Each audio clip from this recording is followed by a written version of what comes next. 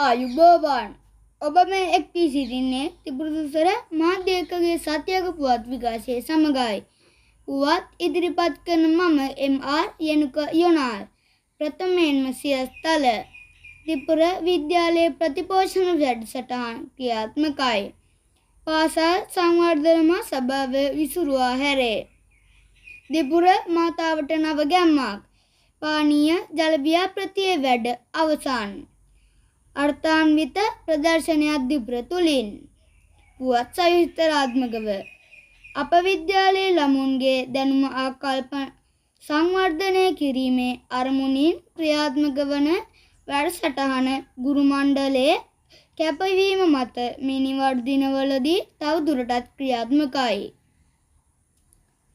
2025 වර්ෂයේ පත් වූ නිලමඩුල්ල විසුරුවා හරිමින් 2026 වර්ෂය සඳහා පෙබරවාරි 13 වන දින නව නිලමඩුල්ලක් පත් කරගනිමින් මා සභාව පත්වන ලදී.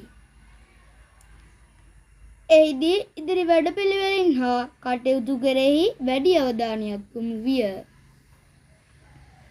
ත්‍රිපුර මාතාවට සවියක් වෙමින් ආදි ශිෂ්‍ය සංගමයේ 2026 පෙබරවාරි 17 දින පිහිටුවන ලදී.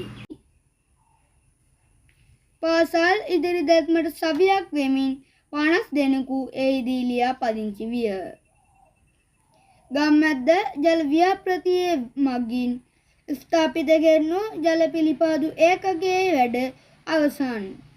එය විවෘත කිරීමේ අප්‍රේල් මාසයේදී සිදු කෙරේ.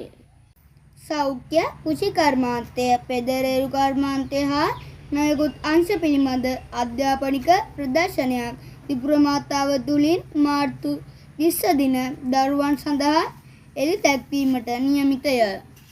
පුවත් අවසන් කිරීම මතෙන් යළි සිරස්තල ත්‍රිපුර විද්‍යාලයේ ප්‍රතිපෝෂණ වැඩසටහන් ක්‍රියාත්මකයි. පාසල් සංවර්ධන සභාව විසුරුවා හැරේ. ත්‍රිපුර මාතාවට නව ගැම්මක්.